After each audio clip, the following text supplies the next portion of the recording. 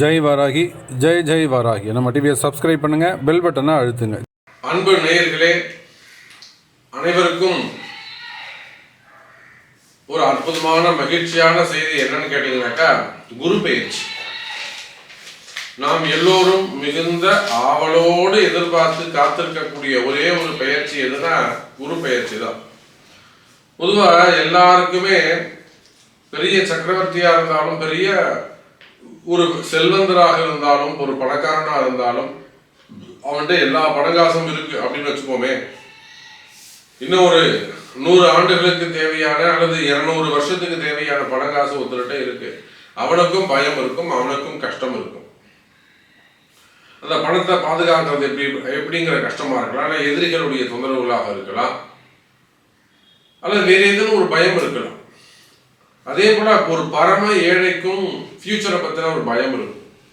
அப்போ இதெல்லாம் கிரக கோளாறுன்னு சொல்லலாம், அப்படி இல்லைன்னா தசாபுத்திகளால் வரக்கூடிய பிரச்சனைகள் அப்படின்னு சொல்லலாம். ஒரு தசை ஒருத்தருக்கு ரொம்ப நல்ல தசையா இருக்கும், யோக தசையா இருக்கும். அந்த யோக தசையில நல்லா ஒரு 8 வருஷம் சூப்பரா போயிருக்கும். திடீர்னு ஒரு வருஷம் அவனை போட்டு படாத பாடுபடுத்தி இருக்கும். அவன் இதுக்கு மேல வாழ்க்கையே வேணாங்கிற ஒரு சூழ்நிலைக்கு விரக்திக்கு போகக்கூடிய வச்சு செஞ்சிருக்கும் அந்த தசை, அந்த புத்தி. அப்ப அதுக்கு என்ன காரணம்னு கேட்டீங்கன்னாக்கா, சுபர்னு சொல்லக்கூடிய உங்களுக்கு எந்த தசாபுத்திகள் நடந்தாலும், எந்த தசை நடந்தாலும், அது யோக தசையோ அவயோக தசையோ சூப்பரான தசையோ எது நடந்தாலும், குரு அப்படின்னு சொல்லக்கூடிய ஒரு கிரகம் உங்களை பார்க்குமே ஆனால் உங்களுடைய அசுபஸ்தானத்தை பார்த்தா அசுபங்கள் குறையும், சுபஸ்தானங்களை பார்த்தா சுகங்கள் கூடும். அதுதான் விஷயம். அப்ப அவர் எங்க இருந்தாலும் நன்மையைத்தான் செய்வார். எனக்கு 8ல குரு மறைஞ்சிட்டார், நீங்க கவலைப்பட வேண்டாம். அப்ப அவர் எங்க பாரு, உங்க 12 பார்ப்பார், உங்க விரயத்தை குறைப்பார், உங்க 2 பார்ப்பார், தனவரவை கூட்டுவார். அப்ப இந்த மாதிரி குரு பகவான் நவகிரகங்கள்ல ரொம்ப முக்கியமான ஒரு கிரகம். வருஷத்துக்கு ஒரு முறை ஒரு ராசிக்கு பிரவேசம் செய்யக்கூடியவர். ஒரு ராசியில ஒரு வருஷம் இருக்கக்கூடிய அந்த குரு கிரகம், அந்த குரு பகவான் எந்த ராசியிலிருந்து 1, 5, 7, 9 அப்படிங்கிற பாவங்களை பார்ப்பார். 5, 7, 9 3 பாவங்களை பார்ப்பார். அப்ப குரு பார்க்கும் இடம் எப்பேற்பட்ட தோஷங்கள் இருந்தாலும் அந்த தோஷம் நிவர்த்தியாகும். ஒருத்தருக்கு ஆயுளே ஒரு பங்கமா இருக்கு. இப்போ மார்கண்டேயனுக்கு ஆயுள் பாவம் வளர்ந்ததுன்னு சொன்னாங்கல்ல, குரு பார்வை கிடைச்சதால அவனுக்கு ஆயுள் பாவம் கூடுச்சு. அப்ப அவன் எவ்வளோ பெரிய தோஷங்கள்ல இருந்தாலும், எவ்வளோ பெரிய கஷ்டங்கள்ல இருந்தாலும், எவ்வளோ பெரிய பாபத்துவத்தில் இருந்தாலும், இந்த குரு பயிற்சியில் அந்த குரு பார்ப்பாரையானால் நிச்சயமா உங்களுடைய கஷ்டங்கள் காணாமல் போகும். பை செகண்ட்ல காணாம போயிடும். அப்படியே 10 நாள் தூங்கல சாமி, நான் தூங்கி 3 மாசம் ஆகுது, நான் தூங்கி 6 மாசம் ஆகுது, ஒரே மன உளைச்சலா இருக்கு, ஒரே டிப்ரெஷனா இருக்கு, ஒரே கவலையா இருக்கு, ஒரே குழப்பமா இருக்கு, இது நினைச்சு வாழ்ந்துட்டு இருக்கேன், அவன் நல்லா இருக்கான், இவன் நல்லா இருக்கான், எனக்கு மட்டும் என்ன சாமி இப்படி பிரச்சனை. அப்ப அந்த குரு பார்ப்பாரையானால் ஒரே ஒரு நொடியில, பை செகண்ட்ல, இமை பொழுதுல உங்களுடைய கஷ்டங்கள் கவலைகள் எல்லாம் காணாமல் போகும். அப்பேற்பட்ட இந்த குரு பயிற்சி இன்னும் கூட குருவை பத்தி நல்லா வசதியா சொல்லலாம், கேட்கறதுக்கு உங்களுக்கு டைம் இருக்காது. அப்போ இப்பேற்பட்ட அந்த குருவானவர் பயிற்சி அடைகிறார், எங்க இருந்து எங்க போறார் அப்படிங்கிறத பார்ப்போம்.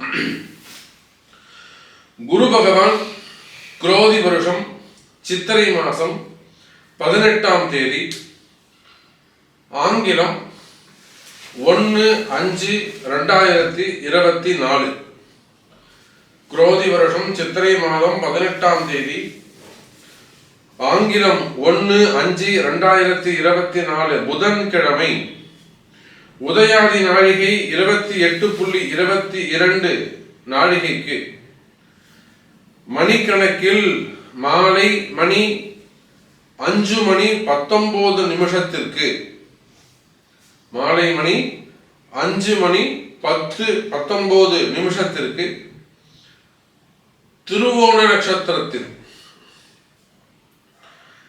கிருத்திகை நட்சத்திரம் 1ஆம் பாதம் மேஷ ராசியில் இருந்து கிருத்திகை நட்சத்திரம் 2ஆம் பாதம் ரிஷப ராசிக்கு அந்த குரு பகவான் பெயர்ச்சி அடைகிறார். நம்ம பாருங்க, மே 1ஆம் தேதி குரு பெயர்ச்சி, புதன்கிழமை வருது. அன்னைக்கு நட்சத்திரம் திருவோணம். அன்றைய தினம் மே 1ஆம் தேதி சாயந்தரம் 5:19 மணிக்கு, 5:20க்குன்னு வச்சுப்போமே, 5:19க்கு குரு பகவான் மேஷ ராசியிலிருந்து ரிஷப ராசிக்கு பயிற்சி அடைகிறார். இப்ப இந்த குரு பயிற்சியால என்னெல்லாம் நன்மை நடக்க போகுது? 12 வருஷத்துக்கு பிறகு மீண்டும் சந்திரன் உச்சம் பெறக்கூடிய ஒரு ராசியான ரிஷப ராசிக்கு வருகிறார். சந்திரன் உச்சமான குருக்கு என்ன சாமி சம்மந்தம் இருக்கு? ஏன் சம்மந்தம் இல்லாம அதை சொல்றீங்க அப்படின்னு கேக்குறீங்களா? சம்பந்தம் இருக்கு. குரு பகவான் உச்சம் அடையும் இடம் சந்திரனுடைய வீடு, கடக லக்னம். உண்மையா இல்லையா? சந்திரன் வீட்டுல குரு பகவான் உச்சம் அடைகிறார். இந்த வீடு கொடுத்த சந்திரன் எங்க உச்சம் அடைகிறார்னா சுக்கிரனுடைய வீட்டுல ரிஷபத்துல உச்சம் அடைகிறார். அதோடு மட்டுமல்ல, சுக்கிரன் வீட்டுல வரக்கூடிய அந்த குரு சுக்கிரன் சேர்ந்த என்னங்க ஒரு மகாலட்சுமி யோகம், அஷ்டலட்சுமி யோகம் அப்படி சொல்லலாம். அஷ்டலட்சுமி ஏன்னா குரு தங்கம், கோல்டு, அதுக்கும் மேல என்னென்ன உண்டு, பிளாட்டினம் இருக்கு, வைரம் இருக்கு, வைடூரியம் இருக்கு, கோமேதகம் இருக்கு, எல்லாம் குரு. சுக்கிரன் பணங்காசு எல்லாம் சுக்கிரன் தான். அப்போ இந்த இருவரும் வைரம், வைடூரியம், கோமேதகம், நவரத்னங்கள் மற்றும் இந்த ஆடை ஆபரணங்கள், பணம், காசு எல்லாம் ஒன்று சேரும்போதுனாங்க அஷ்ட ஐஸ்வர்யம்.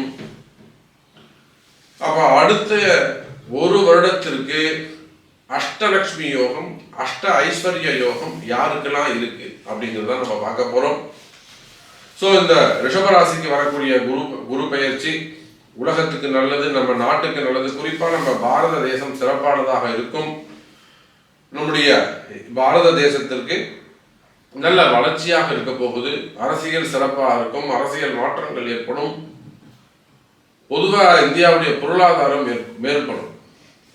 இப்போ ஒவ்வொரு ராசிக்குமான அந்த குரு பெயர்ச்சி பலன்களை நாம் பார்ப்போம். வாருங்கள். அன்பார்ந்த மேஷராசி அன்பர்களே, மேஷராசியை பொறுத்தவரை இது நாள் வரையில ஜென்ம குருவாக இருந்தார். அந்த ஜென்ம குரு இப்போ தனஸ்தானம்னு சொல்லக்கூடிய 2ஆம் பாவத்துக்கு போக போறார். அப்போ மேஷராசி என்பர்களே, என்னதான் குரு உங்களுடைய ராசியில் இருந்தாலுமே கூட கடைசி இந்த ஒரு வருஷம், போன வருஷத்தை பொறுத்தவரையில மேஷ ராசி அன்பர்களுக்கு மிதமான பலன்கள் தான் இருந்திருக்கும். ஒரு சில மேஷ ராசி அன்பர்களுக்கு, நான் நிறைய முறை சொல்வது உண்டு. இன்னும் சொல்லப்போனா ஒரு குறிப்பிட்ட அரசியல் தலைவர்களுக்கு, அரசியல் அமைச்சர் பெருமக்களுக்கு கூட நான் 2-3 பதிவு தனியாகவே போட்டிருந்தேன். நீங்களாம் பார்த்துருப்பீங்க. குரு இருக்காருன்னு அலட்சியமா இருக்காதீங்க. ராசியில குரு இருக்காருன்னு யாராவது ஒருத்தர் சொல்லுவாங்க, நீங்க அலட்சியமா இருக்காதீங்க சார், உங்களுக்குன்னு ஒரு சில விஷயங்கள் செய்ய வேண்டியது இருக்கும். அப்ப அந்த குரு தான் உங்களுக்கு வழிகாட்டுறாருன்னு நினைச்சுக்கோங்க. அது கொஞ்சம் சொன்னதை ஃபாலோ பண்ணுங்க சார். நிச்சயமா நீங்க துன்பங்கள்ல இருந்து வெளிவருவதற்கான வாய்ப்புகள் உண்டு அப்படின்னு சொன்னேன். அவங்க சைட்ல இருந்து ஒரு 2-3 என்கொயரி வந்ததே தவிர முறையான தொடர்புகள் வரல. அப்போ மேஷராசியை பொறுத்த வரையிலே அவங்க ஒரு நல்ல குரு அட்வைஸ் உங்களுக்கு கிடைச்சிருக்கும், ஒரு நல்ல குரு உங்களுக்கு கிடைச்சிருப்பார். ஆனால் ஒரு சில காரணங்களுக்காக அதை நீங்க அலட்சியப்படுத்திருப்பீங்க, கொஞ்சம் அவாய்ட் பண்ணியிருக்கலாம், இல்லை அதை ஒரு பெருசா எடுத்துக்காம இருக்கலாம். அதான் அலட்சியம், அதுதான் கர்மா. அந்த அலட்சியம் தான் கர்மா. அப்ப நீங்க அந்த குருவை பற்றி கொள்ள வேண்டும். அந்த குரு சொன்ன வார்த்தையை, அட்லீஸ்ட் அந்த சொன்ன வார்த்தையை காதல வாங்கி 10-11 அதை செஞ்சுட்டு போயிருந்தா கூட நம்ம அதை வெளியில் வந்திருக்கலாம். அதே போல மேஷராசி என்பவர்களே, கடந்த ஒரு வருஷம் படாத பாடு, எனக்கு தெரிஞ்சு ஒரு 80% மேஷராசி என்பவர்கள் படாத பாடுபட்டிருப்பீங்க. அப்போ அந்த துன்பங்களில் இருந்து விடுதலை, எல்லா விதமான கஷ்டங்கள்ல இருந்தும் நம்முடைய மேஷராசி என்பவர்கள் விடுவிக்கப்படுகிறார்கள். குறிப்பா பணங்காசு சம்பந்தப்பட்டது, பகை சம்பந்தப்பட்டது. மேஷராசி என்பவர்களுக்கு எப்படி இருந்திருக்கும்? மெயினா அலைச்சல் அதிகமா இருந்திருக்கும், எக்கச்சக்கமான அலைச்சல். ஒரு சில மேஷராசி அன்பர்களுக்கு மறைந்து வாழ வேண்டிய ஒரு சூழ்நிலை, ஒரு பயம், ஒரு மறைஞ்சு இருக்கணும், எங்க இருக்கணும்னு தெரியாம இருக்கணும், வெளியில தெரியாம இருக்கணும், இருக்கிற இடம் தெரியாம இருக்கணும். அப்படிலாம் ஒரு சில மேஷராசி அன்பர்களுக்கு அலைச்சல்கள் அதிகமாக இருந்திருக்கும். அதே போல இன்னும் சில மேஷராசி அன்பர்களுக்கு, ஒரு சில மேஷராசி அன்பர்களுக்கு நோய் சம்பந்தப்பட்டதாக இருக்கும். உடல்நிலை ஆரோக்கியம், தேவையில்லாத ஆபரேஷன்ஸ், சம்மந்தமே இல்லாத ஒரு ஆபரேஷன்ஸ், இதெல்லாம் செய்ய வேண்டிய சூழ்நிலை ஏற்பட்டு இருக்கும் காலத்தால. அதே போல மன கவலைகள் அதிகமாக இருந்திருக்கும். இன்னும் சொல்ல போனாக்கா பொருள் வரவு, தன வரவுல வந்த பணங்காசுகளை கூட இழக்க வேண்டிய சூழ்நிலைகள் ஏற்பட்டு இருக்கும். உங்கள்கிட்ட என்ன பண்ணீங்க, பணம் சம்பாதிச்சு வச்சிருக்கீங்களோ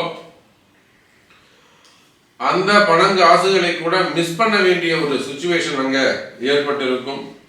விரோதம் அதிகரிச்சிருக்கும். மெயினா அதுதான், விரோதம் அதிகரிச்சிருக்கும். சம்பந்தம் இல்லாத விரோதங்கள், நண்பர்கள் கூட எதிரிகளாக மாறிவிடுவது. 10 வருஷமா நானும் அவனும் ஒரே நல்ல ஃப்ரெண்டு சார், திக் ஃப்ரெண்ட்ஸா இருக்கும். ஆனா இப்ப பாருங்க, அத விரோதம் ஏற்பட்டு போச்சு. அப்ப விரோதங்கள் அதிகரிச்சிருக்கும். அதே போல தேவையில்லாத பயம், தேவையில்லாத அச்சம், தேவையில்லாத சண்டை சச்சரவுகள். எதுவுமே எதுக்கு சண்டை போடணும்னா சண்டை போட வேண்டிய அவசியமே கிடையாது, ஆனா சண்டை போடுவோம். தேவையில்லாத பயம், மனக்குழப்பங்கள், அதே போல கவலை. இன்னும் சொல்ல போனாக்கா அபரிமிதமான ஒரு அச்சம், காரிய சித்தி, இதெல்லாம் மேஷராசி என்பவர்களுக்கு கடந்த காலங்களில் இருந்திருக்கும். இப்பவும் சொல்றா, மேஷராசி என்பவர்களே, நிச்சயமா இந்த குரு பெயர்ச்சி உங்களுக்கு நன்மையை செய்கிறது. எனக்கு தெரிஞ்சு இந்த குரு பெயர்ச்சி ஆகப்பட்டது உங்களுக்கு கிட்டத்தட்ட 90% நன்மையை செய்கிறது. மேஷராசிக்கு 90% நன்மையை செய்கிறார் இந்த குரு. காரணம் என்னன்னா, மேஷராசிக்கு தனஸ்தானத்துக்கு போகிறார். பணவரவு, தனவரவு அதிகமாக இருக்கும். மேபி உங்கள்ட்ட புடிங்கன்னு போன காசு, உங்கள்ட்ட எடுத்துன்னு போன காசு, நீங்க இழந்த பணங்காசுகளை கூட மீண்டும் ஒரு 50% அதில் பெறுவதற்கான வாய்ப்புகள் உண்டு. மேஷ ராசி அன்பர்கள், இழந்த பணங்காசுகள் ஒரு 50% தான் நீங்க அதை திரும்பியும் கலெக்ட் பண்ண முடியும். அப்ப தனஸ்தானத்துல இருக்கிறார். அதே போல குடும்பத்துல மகிழ்ச்சி இருக்கும். குடும்பத்துல எவ்வளவு பெரிய கஷ்டங்கள் இருந்தா, பிள்ளைகளால, பெற்றோர்களால, உடன் பிறந்தவர்களால, சித்தப்பா, பெரியப்பா, அண்ணன் தம்பிங்க, அக்கா தங்கிங்க, அதனால வரக்கூடிய பிரச்சனைகள், மனைவியால வரக்கூடிய பிரச்சனைகள், மெயினா பசங்களால வரக்கூடிய பிரச்சனைகள், ஆண் பசங்க, பொம்பளை பசங்க, கணவன் மனைவி பிரச்சனைகள். குடும்பம் சிறப்பானதாக இருக்கும். குடும்பத்தில் இருக்கக்கூடிய கவலைகள் விலகும். பிள்ளைகள் சந்தோஷமா, இனிமே சந்தோஷமா நடந்துப்பாங்க. அப்ப இதெல்லாம் ஒரு சாபம் அல்லது ஒரு கர்ம வினை. லாஸ்டா நடந்தது எல்லாமே கர்ம தோஷம்னு நினைச்சுக்கோ. அந்த கர்ம தோஷம் விலகியது. அந்த உங்களுடைய கர்மால குரு இருந்து அந்த கர்மாவை குறைச்சிட்டு போயிருக்காருன்னு அர்த்தம். நன்மையை செய்திருக்கிறார்னு அர்த்தம். அப்போ வராத பணங்காசுகள் சேரும். குடும்பம் சிறப்பானதாக இருக்கும். தனவரவு, பணவரவு இருக்கும். வேலை வாய்ப்புகள் அதிகரிக்கும். வேலையில நல்ல முன்னேற்றங்கள் இருக்கும். வேலை வாய்ப்புகள் அதிகரிக்கும். வெளிநாட்டு யோகங்கள் கிடைக்கும். வெளிநாட்டில் வேலை செய்யறவங்களுக்கு நல்ல உயர்வுகள் கிடைக்கும். வெளிநாட்டில் வேலை செய்யக்கூடிய அன்பர்களுக்கு பதவி உயர்வுகள் கிடைக்கும். அதே போல விசா சம்பந்தப்பட்ட பிரச்சனைகள் இருக்குமே, ஆனால் அவையெல்லாம் கிளியர் ஆகும். வம்பு வழக்குகள், கோர்ட்டு கேஸ் சம்பந்தப்பட்ட பிரச்சனைகள் இருக்குமே, ஆனால் அவையும் விலகும். தொழில்துறையை பொறுத்தவரையில, பிசினஸை பொறுத்தவரையில பிசினஸ் அபரிமிதமானதாக இருக்கும். பிசினஸ் சூப்பரா இருக்கும். மேஷ ராசி என்பவர்களே, உங்களுக்கு எல்லாம் பிசினஸ் அற்புதமா இருக்க போகுது. தொழில் உங்களுக்கு கை கொடுக்கும். தொழில் உங்களை காப்பாற்றும். இத்தனை நாள் நீங்க தொழிலை காப்பாத்திருப்பீங்க. இத்தனை நாள் தொழிலை நீங்க காப்பாத்திருப்பீங்க. இனிமே தொழில் உங்களை காப்பாற்றும். அது அற்புதமான தருணம். அதே போல 6ஆம் இடத்தை, உங்க மேஷ ராசிக்கு 6ஆம் இடத்தை குரு பார்க்கிறார். அப்ப நான் ஆரம்பத்தில் சொன்னேன், உங்களுடைய பகைவர்கள் இவெல்லாம் குறைவதற்கு வாய்ப்புகள் உண்டு. அப்ப நீங்க என்ன செய்யணும்னா அந்த பகை குறைவதற்கு தேவையான வழிபாட்டை இப்பவாவது கொஞ்சம் அலட்சியம் இல்லாம அதை காதல வாங்கி அந்த பகைமை குறைவதற்கு தேவையான வழிபாடுகளை செய்ய வேண்டும். அதுக்கு என்ன பரிகாரமோ, அதுக்கு என்ன பிராயச்சித்தமோ கண்டிப்பா செய்யணும். அப்போ நோய், எதிரி, கடன் இந்த பிரச்சனைகள் இருக்குமே ஆனால் இந்த மூணுமே காணாமல் போகும். நோய் காணாமல் போகும், நோய் சம்பந்தப்பட்ட வலி, பெயின் அல்லது ஒரு பயம் அது இருக்குமே ஆனால் மேஷராசி என்பவர்களே உடல்நிலை ஆரோக்கியத்தில் அதிக மேம்பாடு நல்ல டெவலப்மெண்ட் ஏற்படும், ஆரோக்கியம் கூடும். அதே போல எதிரிகள் காணாம போவாங்க, கடன் பிரச்சனைகள் குறையும். அதுக்கு அடுத்தபடியா மேஷராசிக்கு 8ஆம் பாவமாக இருக்கக்கூடிய ஆயுள் பாவத்தை, கண்ட பாவத்தை அந்த குரு பகவான் பார்க்கிறார். அப்ப மேஷராசிக்கு 8ஆம் பாவம் அப்படின்னு சொல்லும் போது உங்களுக்கு இருக்கக்கூடிய மறைமுகமான பிரச்சனைகள், வெளியில சொல்ல முடியாத பிரச்சனைகள் ஒரு சிலது இருக்குங்க. பைசா கொடுத்துட்டு வந்து சாமி நம்மளை திருப்பி பணம் இல்லைன்றான், வெளியில சொல்ல முடியாத பிரச்சனைகள். பொண்ணை எங்க விட்டு வந்தாங்க, எட்டோ வாங்கி போட்டு வந்தேன், வெளியில சொல்ல முடியாத மறைமுகமான பிரச்சனைகள். உட்பகையில் பிரச்சனையா இருக்கலாம், செலவு பிரச்சனையா இருக்கலாம், பதவி ஏமாந்ததா இருக்கலாம். அப்ப அந்த மாதிரி மறைமுக பிரச்சனைகள் இருக்குமே ஆனால் அந்த மறைமுக பிரச்சனைகளும் விலகும். மேஷராசி அன்பர்களே, இறுதியா மேஷராசி என்பதே உங்களுக்கு அடுத்ததா எந்த பாவத்தை அந்த குரு பகவான் பார்க்கிறார் அப்படின்னு சொன்னா உங்க ராசிக்கு 10ஆம் பாவமாகிய கர்மஸ்தானத்தை பார்க்கிறார். அப்ப தொழில் எப்படி இருக்குங்க? தொழில நல்ல முன்னேற்றம் இருக்கும். நிறைய மேஷராசி அன்பர்கள் தொழில் ஆரம்பிக்கிறதுக்கு வாய்ப்புகள் உண்டு. நிறைய மேஷராசி அன்பர்கள் பிசினஸ் ஸ்டார்ட் பண்றதுக்கான வாய்ப்புகள் உண்டு. புதிய தொழில் தொடங்குவீர்கள். ஒரு வேலைக்கு போயிட்டு இருக்கலாம், அந்த வேலை சரிபட்டு வரல, சரி ஏதாவது பிசினஸ் பண்ணலாம் அப்படின்னு சொல்லிட்டு மேஷராசி என்பர்களே புதிய தொழில் தொடங்குவதற்கு வாய்ப்புகள் உண்டு. உள்நாடாக இருக்கலாம், வெளிநாடாக இருக்கலாம், சின்ன பசங்களாக இருக்கலாம், யோதிக பருவமா ஏஜ்டு பர்சனாக இருக்கலாம். புதிய தொழில் தொடங்குவதற்கு வாய்ப்புகள், பிசினஸ் நல்ல முறையில் இருக்கும். அப்ப இந்த குரு பகவான் தனம், வாக்கு, குடும்பம், அதே சமயத்துல நோய், எதிரி, கடன் மற்றும் ஆயுள் பாவம், மறைமுகமான பிரச்சனைகள், செய்வினை கோளாறுகள், மாந்திரீக தோஷங்கள், இது எல்லாத்தையும் விலக்கி கொடுக்க போறார். மறைமுகமான பிரச்சனை என்னங்க? எதிரிகளால் வரக்கூடிய செய்வினை கோளாறுகள், மாந்தி ஏதாவது செஞ்சுட்டாங்க சாமி, நல்லா போயிட்டு இருந்தது கடை, குடும்பம் சூப்பரா இருந்தது, எனக்கு ஃபேக்டரி நல்லா போயிட்டு இருந்தது, இதெல்லாம் செய்வினை கோளாறுகள், திடீர்னு இப்படி ஆயிடுச்சு சாமி. அந்த மாதிரி மறைமுகமான பிரச்சனைகள், செய்வினை கோளாறுகள் இருந்தாலும் அதை எல்லாத்தையும் இந்த குரு கிளியர் பண்ணி கொடுப்பாரு. உங்களுக்கு ஒரு நல்ல குரு கிடைச்சி அவர் மூலமா நல்ல வளர்ச்சி உங்களுக்கு இருக்க போகுது. அதே போல குடும்பத்துல நல்ல மங்கள நிகழ்ச்சிகள், மங்கள விசேஷங்கள் நடைபெறும். 60ஆம் கல்யாணம், 70ஆம் கல்யாணம், 80ஆம் கல்யாணம், மங்கள விசேஷங்கள் அதிகமானதாக இருக்கும். இன்னும் சொல்ல போனால் மேஷராசி என்பவர்களே 2ல் இருக்கக்கூடிய குரு உங்களுக்கு நல்ல தனயோகத்தை கொடுத்து ஒரு மகாலட்சுமி யோகத்தை கொடுக்க போகிறார் என்பதை சொல்லிக்கொண்டு மீண்டும் வேறு அற்புதமான பதிவில் சந்திக்கிறேன். உங்களுடைய கேள்விகள், உங்களுடைய சந்தேகங்கள் எதுவாக இருந்தாலும் நிச்சயமாக நம்முடைய கமெண்ட் பாக்ஸில் தெரிவிங்க, இல்லைன்னா கால் பண்ணுங்க. உங்களுக்கு தேவையான பதில் சொல்லப்படும் என்பதை தெரிவித்துக் கொண்டு மீண்டும் வேறு அற்புதமான பதிவில் சந்திக்கிறேன். ஜெய் வராகி.